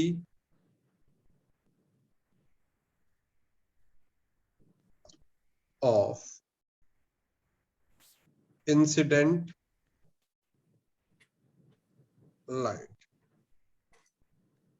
तो ये काइनेटिक एनर्जी है, बहुत ध्यान से देखिएगा। काइनेटिक एनर्जी ये हो गया हमारा y, फ्रीक्वेंसी ये हो गया हमारा x। तो ये y is equal to mx plus c बताया गया है। Yes sir. थोड़ा यस थोड़ा। सर। तो अब ये हो जाएगा हमारा स्लोप, तो y is equal to mx plus c। अब ये स्ट्रेट लाइन की इक्वेशन है। इवन फिजिक्स में भी थोड़ा बहुत इतना बताते हैं, मैथमेटिकल जो पोर्शन रहता है फिजिक्स का इनिशियली बताया जाता है, क्योंकि फिजिक्स में भी आगे चल के सब ग्राफ आएंगे। तो ये एक हमारी स्ट्रेट लाइन की इक्वेशन आएगी जो कि फिर ये इस टाइप से यहाँ पर ये बनेगी। तो जो अगर कोई आपसे पूछेगा कि ये काइनेटिक एनर्जी वर्सेस फ्रीक्वेंसी का ये जो ग्राफ बना हुआ है ये क्या है, तो आप बोलेंगे कि भाई वो मिनिमम फ्रीक्वेंसी है, थ्रेशोल्ड फ्रीक्वेंसी। उससे पहले तो फोटो इलेक्ट्रिक इफेक्ट ऑब्जर्व होगा ही नहीं, बट अब जब आप फ्रीक्वेंसी उससे ज्यादा बढ़ाएंगे तब आपको जो है वो काइनेटिक एनर्जी इलेक्ट्रॉन्स की नजर आएगी। यानी अगर इस थ्रेशोल्ड फ्रीक्वेंसी से जैसे जैसे मैं फ्रीक्वेंसी अपनी इंक्रीज करता जाऊंगा, वाई एक्सिस पे एक्स एक्सिस पे फ्रीक्वेंसी है, जैसे जैसे मैं इंसिडेंट लाइट की फ्रीक्वेंसी बढ़ाता जाऊंगा थ्रेशोल्ड फ्रीक्वेंसी से, निकलने वाले जो इजेक्टेड फोटो इलेक्ट्रॉन्स है उनकी ज्यादा क्या नजर आएगी फिर मुझको? Kinetic energy. काइनेटिक एनर्जी ज्यादा क्या नजर आएगी मुझको? Kinetic energy. ठीक, तो ये ग्राफ है। अगर कोई आपसे पूछे कि भाई इसका स्लोप क्या है, बताओ इसका स्लोप क्या है, तो इसका y is equal to mx plus, यहाँ पर हमारे लिए इस ग्राफ का स्लोप क्या है? h। tan थीटा, अगर ये वाला एंगल थीटा है तो tan थीटा जो कि स्लोप होता है, हमारे केस में इस ग्राफ का स्लोप क्या है? Planck constant, Planck constant, Planck constant.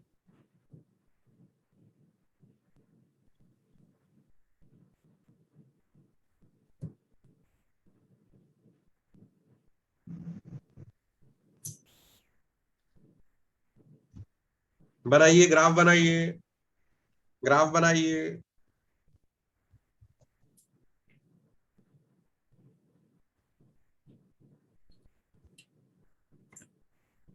y is equal to mx plus c से कोरिलेट किया है। Kinetic energy of photo ejected photo electrons y axis पर है, frequency of incident light x axis पर है।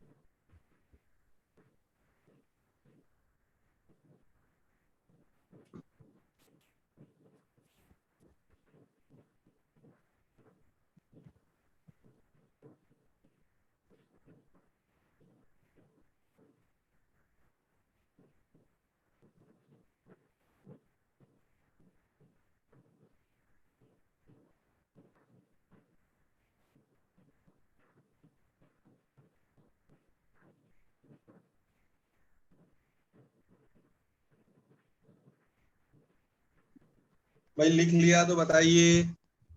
Yes sir. Yes sir. Yes sir. चलिए graph बना, yes sir. Yes sir. सबने बना लिया, सारे स्टूडेंट्स Yes. ने, एवरीवन? Yes sir. चलिए चलिए, ये समझ में आया कि अगर फ्रीक्वेंसी थ्रेशोल्ड से कम होगी तो फिर आपके जो है वो मुझे काइनेटिक एनर्जी तो यार तब की होगी ना जब इलेक्ट्रॉन निकले। थ्रेशोल्ड से अगर मैं कम रखूंगा तो इलेक्ट्रॉन निकलेंगे ही नहीं, तो निकले हैं नहीं इलेक्ट्रॉन और मैं सपने देख रहा हूँ काइनेटिक एनर्जी की, तो वो तो बात ही गलत होगी ना। इवन अगर थ्रेशोल्ड फ्रीक्वेंसी के बराबर भी होगी तो भी काइनेटिक एनर्जी कितनी होगी बताइए? जीरो। जीरो, क्योंकि जस्ट निकला होगा इलेक्ट्रॉन, काइनेटिक एनर्जी उसकी जीरो होगी। ये ग्राफ बनाया, बना लिया ग्राफ। ये थोड़ा साफ सफाई वाला ग्राफ था, वो तो उधर तो मैंने प्लॉट कराया था, ये क्लीन सा ग्राफ है। आप आई होप आपको ये बात समझ में आ रही होगी। स्लोप प्लैंक कांस्टेंट के बराबर है। बताइए, बना लिया? यस आगे सर। बढ़े, आगे बढ़े। यस। Very good. अब अगला ग्राफ था भाई अनुश्री, इधर क्या है वाई एक्सिस पे बताइए? Sir kinetic energy of photo electrons. और इधर एक्स एक्सिस पे क्या है? Intensity of light. इंटेंसिटी से आप उसका मतलब इंटेंसिटी का ये समझिए।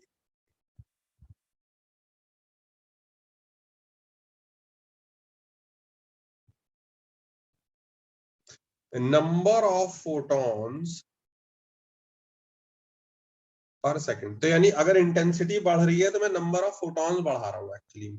अगर इंटेंसिटी बढ़ रही है ना तो मैं क्या बढ़ा रहा हूं, नंबर ऑफ फोटॉन। अगर इंटेंसिटी बढ़ रही है I am increasing number of photon. मगर हर फोटॉन की एनर्जी क्या है, बताइए अनुश्री। अनुश्री आवाज आ रही है? Sir H new.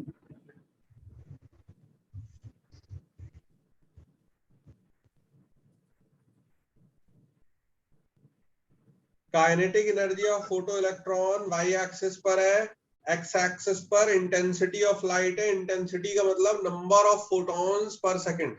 अगर इंटेंसिटी बढ़ रही है लाइट की तो यानी उस लाइट में फोटॉन ज्यादा है। अगर फोटॉन ज्यादा है तो वो अलग अलग इलेक्ट्रॉन से टकराएंगे भी ज्यादा, और अगर अलग अलग इलेक्ट्रॉन से टकराएंगे ज्यादा तो इलेक्ट्रॉन भी निकलेंगे ज्यादा। इलेक्ट्रॉन ज्यादा निकलेंगे मगर सबकी काइनेटिक एनर्जी तो सेम ही होगी ना, काइनेटिक एनर्जी बदलने वाली थोड़ी है, क्योंकि जो इंसिडेंट लाइट है उनकी फ्रीक्वेंसी तो चेंज हुई नहीं है। अभी मैं इसको और डिटेल में समझाऊंगा, मगर ये ग्राफ बनाइए, पहले ग्राफ बनाइए।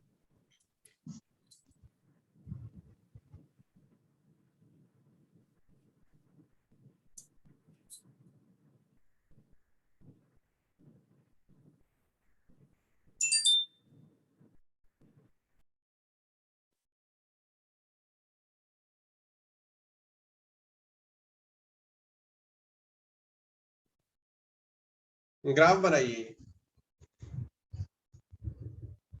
बना रहे हैं भाई, ग्राफ बना रहे हैं आप लोग, बताइए। ग्राफ बना रहे हैं?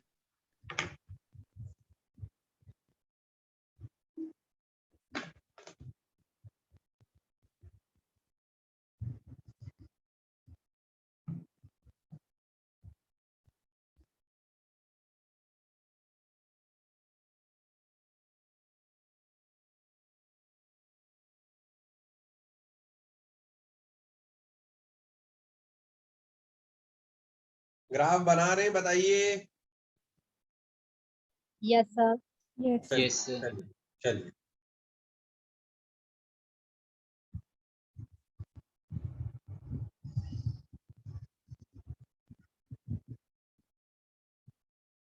जब बना लेंगे तो बताएंगे। Sir done. चलिए, very good very good very good, बना लिए। अब जरा यार इसको जो है वो क्या कहते हैं कि हम समझने की कोशिश करते हैं कि ऐसा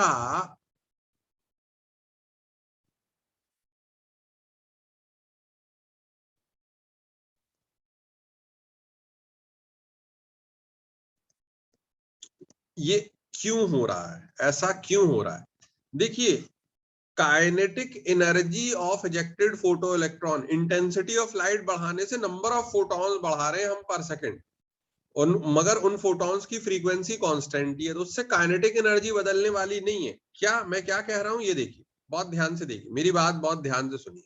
सपोज करिए ये मेरे पास में एक ही एटम है, वही निकालने के लिए वही जो है वो 4 जूल की एनर्जी चाहिए। ये दूसरा, इसी को हम रेप्लिकेट कर लेते हैं।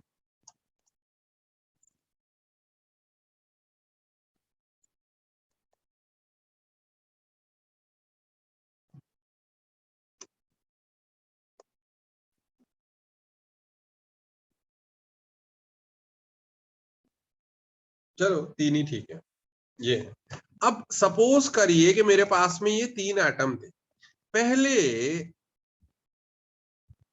6 जूल का ही सही एक फोटोन हम टकरा रहे थे। तो पहले एक फोटोन टकरा रहे थे, टकराएगा इलेक्ट्रॉन से, निकल जाएगा।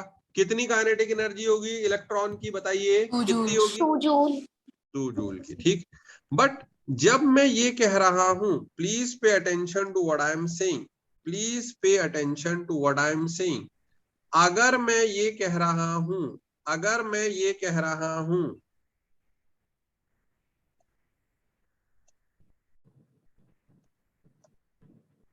कि मैंने इंटेंसिटी ऑफ लाइट बढ़ाई है, इंटेंसिटी ऑफ लाइट बढ़ाई, तो इंटेंसिटी का मतलब मैंने क्या बढ़ाए हैं, नंबर ऑफ फोटॉन्स। हाँ, अब मैं ज्यादा फोटॉन्स इंसिडेंट करा रहा हूं पर second.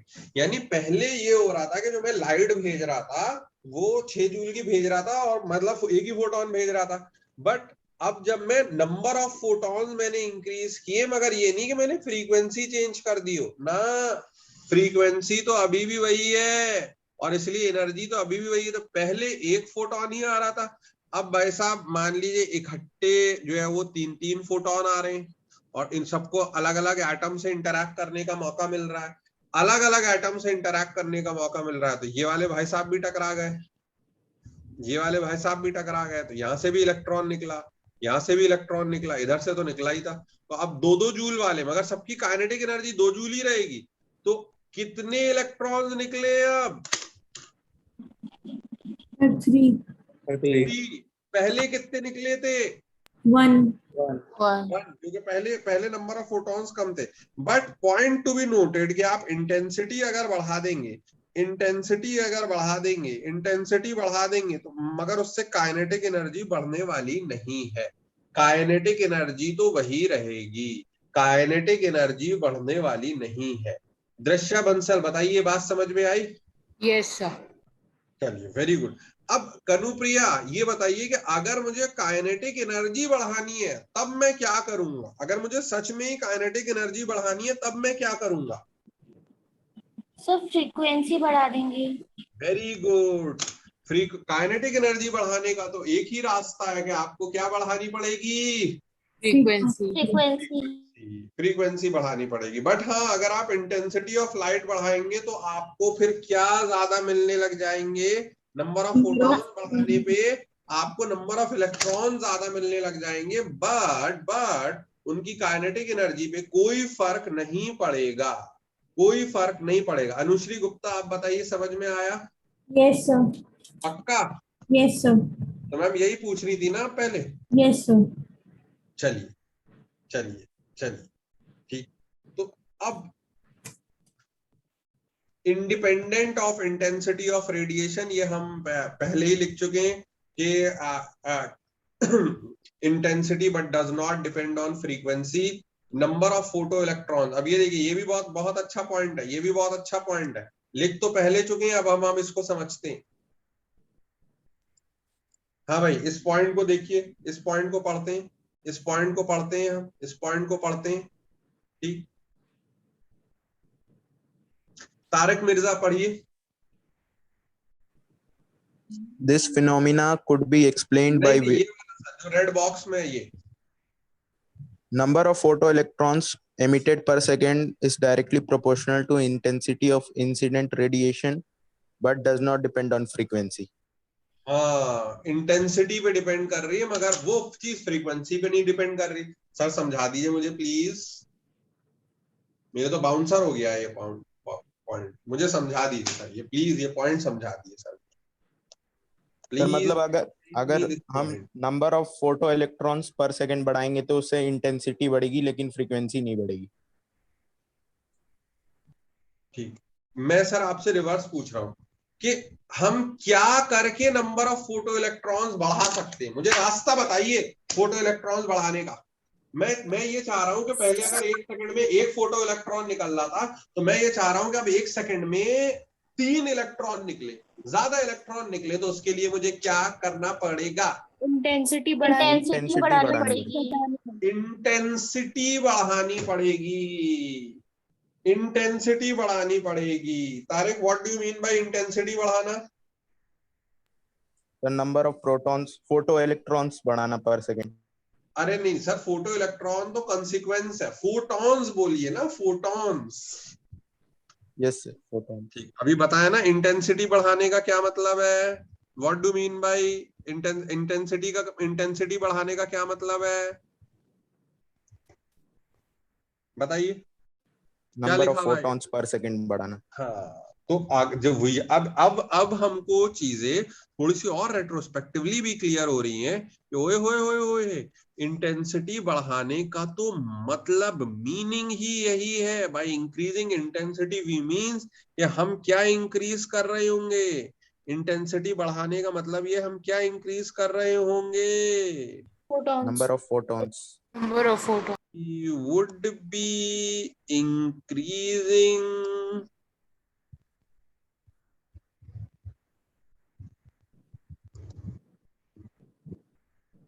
number of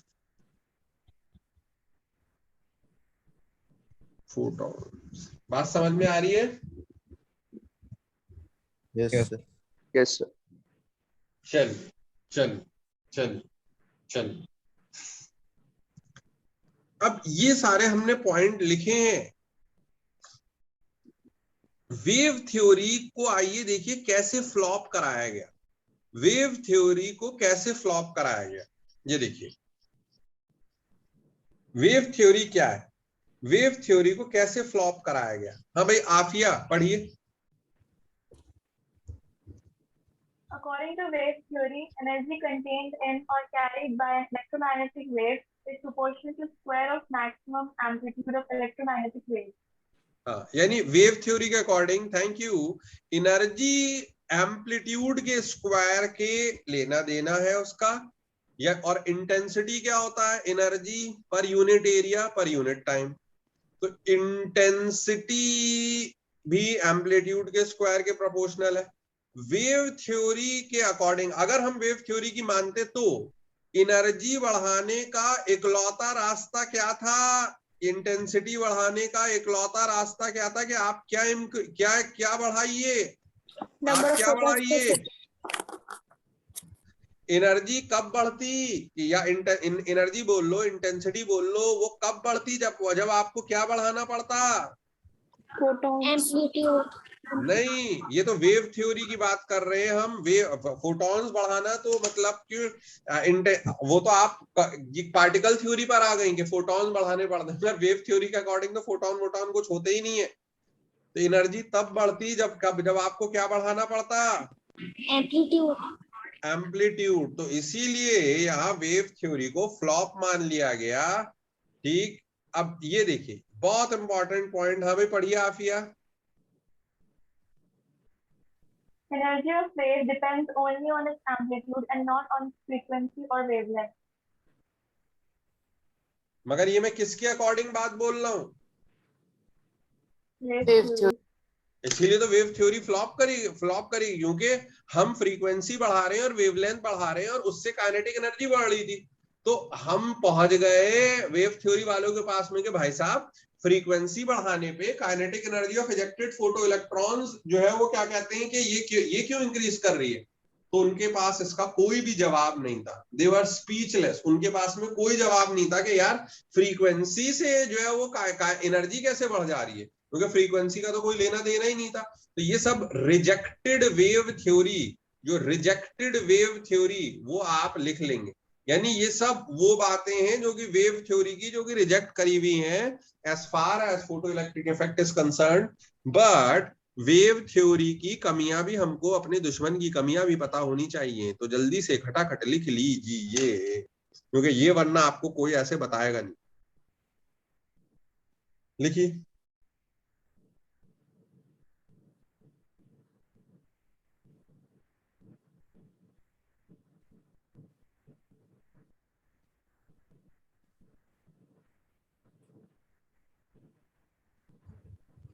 note down कीजिए।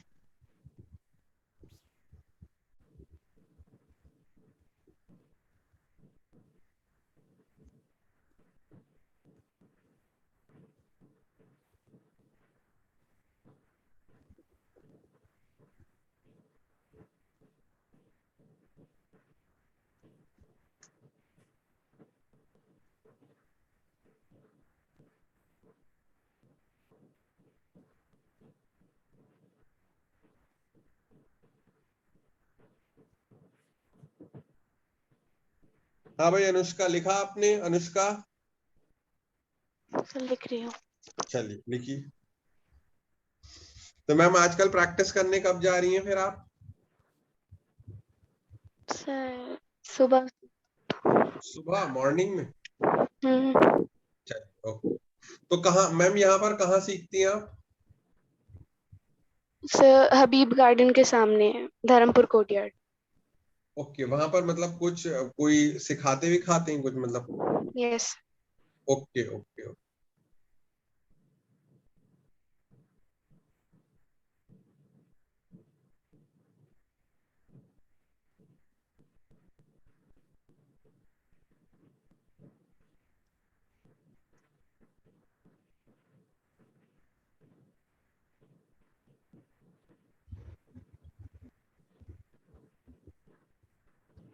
लिखा भाई, नोट डाउन किया? बताइए, नोट डाउन कर लिया? Yes sir.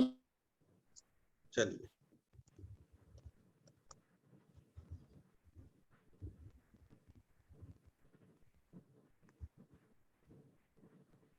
तो एनर्जी या इंटेंसिटी तभी बढ़ेगी जब एम्पलीट्यूड बढ़ेगा। अब हम इंटेंसिटी अगर बढ़ा भी दे रहे थे तो हमें तो एनर्जी बढ़ा दे रहे थे हम वेव थ्योरी के अकॉर्डिंग, तो काइनेटिक एनर्जी भी बढ़नी चाहिए थी। अनुश्री, ये बात समझ रही है? एनर्जी बढ़ाने पे इंटेंसिटी बढ़ाने का मतलब वेव थ्योरी के अकॉर्डिंग इंटेंसिटी बढ़ाने का मतलब एनर्जी बढ़ाना होता, और अगर एनर्जी बढ़ती तो फिर काइनेटिक एनर्जी भी बढ़ती ना। Yes sir. मगर नहीं बढ़ी, मगर नहीं बढ़ी, मगर नहीं बढ़ी। इंटेंसिटी बढ़ने पे काइनेटिक एनर्जी नहीं बढ़ी। तो यानी कि फिर गलत कौन हो गया? फिर गलत कौन हो गया? गलत कौन हो गया? Wave theory. क्योंकि फिर पार्टिकल वालों ने बताया कि यार इंटेंसिटी से तुम एनर्जी बढ़ा दे रहे हो, मगर वो एनर्जी तुम ऐसे बढ़ा रहे हो कि तुम नंबर ऑफ फोटॉन इंक्रीज कर दे रहे हो, तुम एक फोटोन की एनर्जी नहीं बढ़ा रहे हो। कुछ बात समझ में आई या नहीं?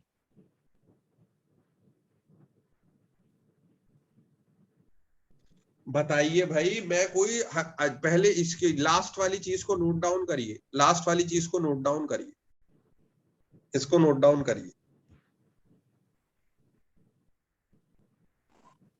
सर जी जी जी। सर फिर तो जो हमारा वेव ऑप्टिक्स जो सब्जेक्ट है जी सर, फिजिक्स हाँ। का सब पार्ट सर वो नहीं होना चाहिए। नहीं नहीं, देखिए आप समझ लीजिए, यही तो हमने शुरुआत में बताया था कि नेचुरल फिनोमिनाज में कुछ ऐसे फिनोमिनाज हैं जो अच्छे से एक्सप्लेन हो पाते हैं लाइट को वेव मान के। उसमें वेव ऑप्टिक्स, इंटरफेरेंस, पोलराइजेशन, ये सारी चीजें आती हैं। और कुछ नेचर के ऐसे फिनोमिनाज हैं जो लाइट एक्सप्लेन हो पाते हैं लाइट को पार्टिकल मान के, जिनमें फोटो इलेक्ट्रिक इफेक्ट आ रहा है, कॉम्पटन इफेक्ट आ रहा है, बीबीआर ब्लैक बॉडी रेडिएशन आ रहा है। रियलिटी में लाइट को डुअल नेचर मान लिया गया है। डुअल नेचर मतलब there are certain phenomena well explained by particle nature of light, there are certain phenomena well explained by wave nature of light. In reality light कह रही है कि मेरे दोनों हाथों में लड्डू है, मैं कहीं पर पार्टिकल की तरह बिहेव करती हूँ, कहीं पर वेव की तरह बिहेव करते हैं। ओके जी, ये पॉइंट लिखा आपने? ये पॉइंट लिखा? Yes sir. ठीक। देखिए, अब मैं आपको जस्ट टू समराइज पूरा एक्सप्लेनेशन दोबारा से दे रहा हूं, पूरा एक्सप्लेनेशन दोबारा से, जस्ट हार्डली इन 2 मिनट्स। वो ये है कि भाई जब लड़ाई चल रही थी वेव वालों ने और इधर पार्टिकल वालों ने, पार्टिकल वाले ये कह रहे थे कि भैया देखो एनर्जी है एच न्यू, और तुम एनर्जी अगर बढ़ा रहे हो तो एनर्जी या तो तुम फ्रीक्वेंसी बढ़ा दो, बहुत बढ़िया है, तुम हर फोटोन की एनर्जी बढ़ा दोगे तो फिर तुम्हारी काइनेटिक एनर्जी जो है वो भी ऑफ इजेक्टेड फोटो इलेक्ट्रॉन्स वो भी बढ़ने लग जाएगी,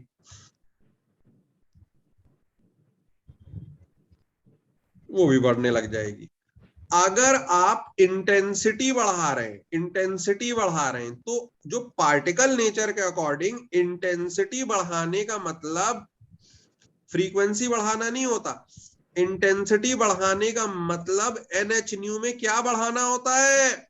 number of photons. Number of photons बढ़ाना होता है। और वो इस बात को लेके उन्होंने बड़ा अच्छा एक्सप्लेनेशन दे डाला कि देखो जब नंबर ऑफ फोटॉन्स बढ़ाओगे तो kinetic energy of ejected photo electron तो सेम रहेगी, यस सर। मगर क्या बढ़ जाएंगे?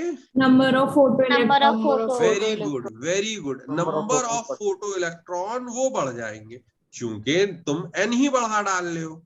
तो ये बड़े अच्छे इनके एक्सप्लेनेशन थे। अब वेव वाले आए, वेव वाले कह रहे हैं कि देखो इंटेंसिटी जब हम बढ़ाते हैं ना तो हम एनर्जी बढ़ाते हैं।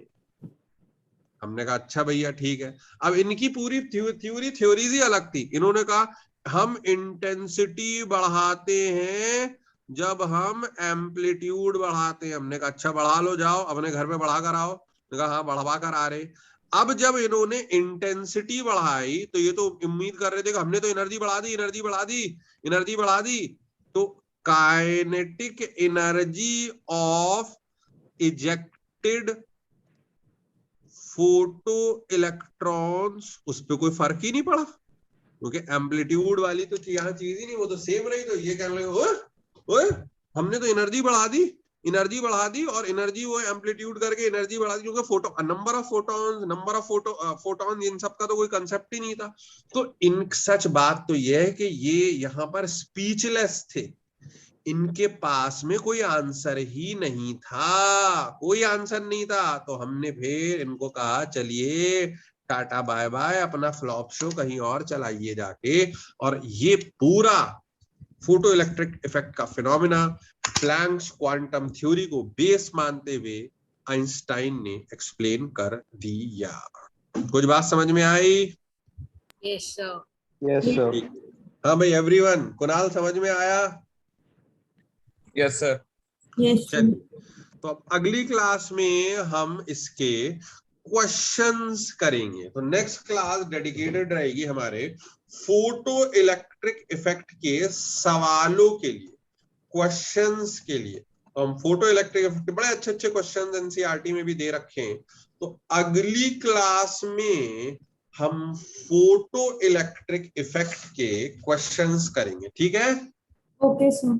Okay sir. चलिए पढ़ाई करते रहिए और पॉजिटिव फ्रेम ऑफ माइंड के साथ में we would be meeting very soon. Thank you. Thank you sir.